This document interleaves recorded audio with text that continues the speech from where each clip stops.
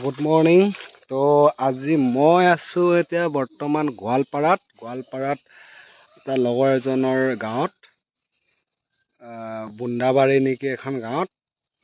তো লগৰজনৰ ঘৰৰ ভেটি মাটিত বহুতখিনি ৰাবাৰৰ গছ লগোৱা আছে। তো মই ইমান দেখিছোঁ যদিও ইমান এটা মই গম পোৱা নাছিলোঁ। তো আজি দেখিছা না, গছৰ পৰা আঠাটো কেনেকৈ উলিয়াই অনা হয়। এই বাতিটোত জমা হৈছে আৰু ইয়াত এনেকৈ একটুপকৈ আৰু কাটা চিষ্টেমটো অকণ বেলেগ। দেখিছা না, ইয়াৰ পৰা এনেকৈ কাটিছে আৰু এনেকৈ কৰিছে। আৰু গাঁওখনত ইমানে শান্তিৰ পৰিৱেশ, গোটেই মানে সেউজি। যোৱাকালি মোৰ লগৰজনৰ ঘৰত থাকিলোঁ আৰু আজি ৰাতিপুৱা শুই উঠি গুৱাহাটীৰ মানুহ গোৱালপাৰা বুন্দাবাৰী গাঁৱত বিশ্বকৰ্মা পূজা উদযাপন কৰিছোঁ। আৰু 2024 চনৰ আজি 17 ছেপ্টেম্বৰ আৰু মই বিশ্বকৰ্মা মানি আছোঁ গোৱালপাৰা, কি আছিলে গাঁও? কেন্দাবাৰী। মোৰ অকণমান ভুল হৈছে, অকণমান ডেইলি কোৱা শব্দ নহয় যে, সেইকাৰণে অলপ ভুল হৈছে। এয়া দেখিছা, এইখন মোৰ বাইক আৰু এই মোৰ লগৰজনৰ আৰু এটা দাদাজনৰ, আৰু এইফালে আয়োজন চলি আছে। অলপ পিছত আজৰি হৈ যাম আৰু বিশেষ মই ইয়ালৈ কালি চ'ল' ৰাইড কৰা হৈছিলে। লগৰজনকো তেনেকৈ বিশেষ মই কোৱা নাছিলোঁ যে মই তেওঁৰ ঘৰলৈ আহিম, কিন্তু হঠাতে তাৰ লগত ফোন লগাই কথা চথা পতাৰ পিছত মই ডিচিশ্যন ল'লোঁ কি মই সিহঁতৰ গাঁৱত এদিন ষ্টে' কৰিম। ইমানেই সেউজিৰে ভৰপূৰ গাঁওখন। আৰু এই গাঁওখনৰ মেইন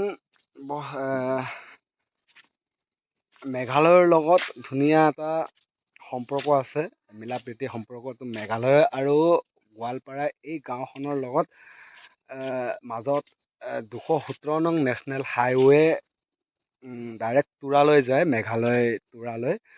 তো মই এতিয়া অলপ পিছত ইয়াৰ পৰা ওলাই যাম। তো মই অলপ ভিডিঅ' বনাইছোঁ, কিয় সদায়তো আহিব নোৱাৰোঁ।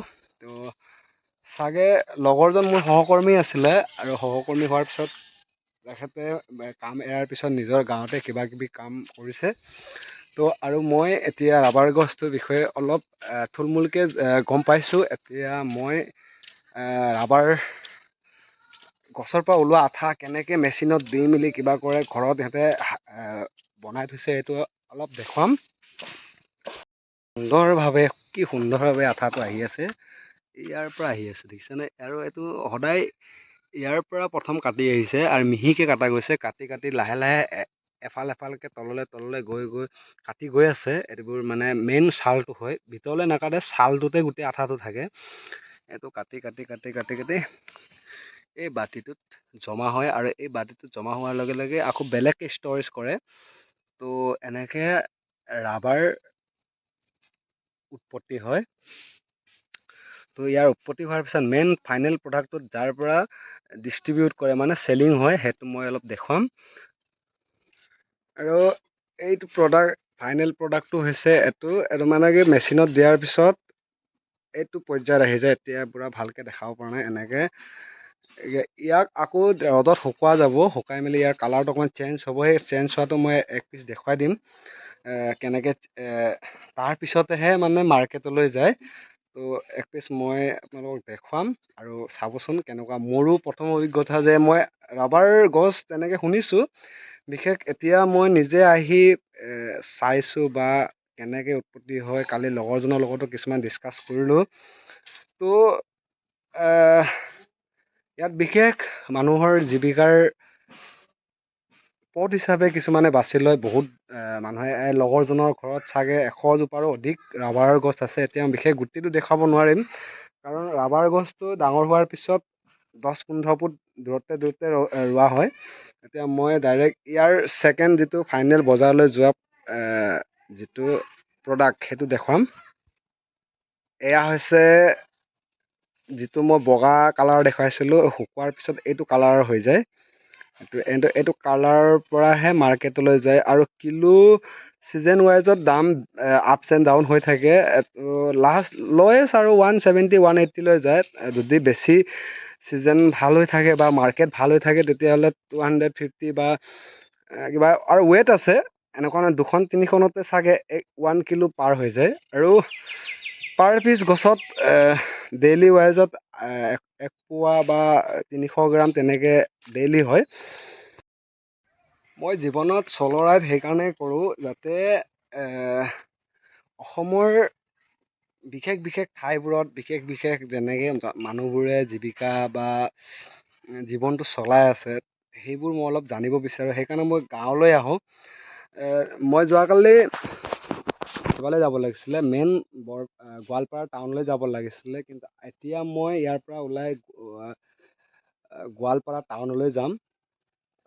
এতিয়া পূজা চূজা কৰি মেলি আৰু বিশেষ ইয়াৰ মানুহৰ জনবসতিৰ ঘৰবোৰ এনেকুৱা হয় যে ঘৰটো দেখাই নাপায়, ইমানেই গছ গছনি চাৰিওফালে আৰু গছ তামোল গোটেই সেউজীয়া আৰু যেন যোৱা ৰাতি ইমানে শান্তিৰে মই টোপনি মাৰিছোঁ, কি ক'ম আৰু শুই উঠিয়ে ৰাতিপুৱা চৰাই চিৰিকটিৰ মাত আৰু আল্টিমেট ভিউ। মানুহে চহৰত বসবাস কৰাৰ পিছত মানুহে শান্তিময় পৰিৱেশ কিয় বিচাৰে? কাৰণ সেউজীয়া যিটো পৰিৱেশ ৰাতিপুৱা সময়ত মানুহক দিয়ে, এই ৰাতিপুৱাৰ পৰিৱেশে যেন মানুহক মনত বহুতখিনি সাহস উৎসাহ উদ্দীপনা দিয়ে। আৰু সেইকাৰণে মই ভিডিঅ'টো নবনাই থাকিব নোৱাৰিলোঁ যে কিবা এটা হ'লেও স্মৃতি হিচাপে বনাই থৈ যাওঁ। আৰু বিশেষ এতিয়া মই বহুত ট্ৰেভেল ভিডিঅ'টো বনোৱা নাই, কাৰণ কালি ইনষ্টেণ্ট অহা হ'ল, একো মই যোগাৰ কৰি অহা নাই। হ'লেও মই ভিডিঅ' মাধ্যমেৰে কিছুমান বস্তু সাঁচি ৰাখিব বিচাৰিছোঁ যে মই চ'ল' ৰাইড গোৱালপাৰালৈ আহিব পাৰিছোঁ আৰু ইয়াৰ কিছুমান গাঁৱলীয়া পৰিৱেশ বা ইয়াৰ মানুহৰ জীৱিকা উপাৰ্জনৰ পথবোৰ মই অলপ হ'লেও আয়ত্ব কৰিব পাৰিছোঁ। যে মই হ'লোঁ ধেমাজিৰ পৰা আহি গোৱালপাৰাৰ এখন গাঁৱত মই এনেকৈ সময় পাৰ কৰিছোঁ, যিটো সময় মোৰ সদায় স্মৰণীয় হৈ থাকিব।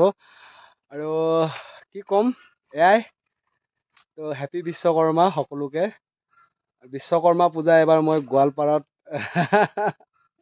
এইটো মোৰ সৌভাগ্য যে মই নতুন ঠাই নতুন পৰিৱেশ নতুন গাঁৱত মই নিজৰ বাইকখন লৈ আহিছোঁ আৰু ইয়াতে পূজা কৰি দিছে দাদা এজনে, মোৰ লগৰজনৰ দাদাজনে। মোৰ সৌভাগ্য। ঠিক আছে।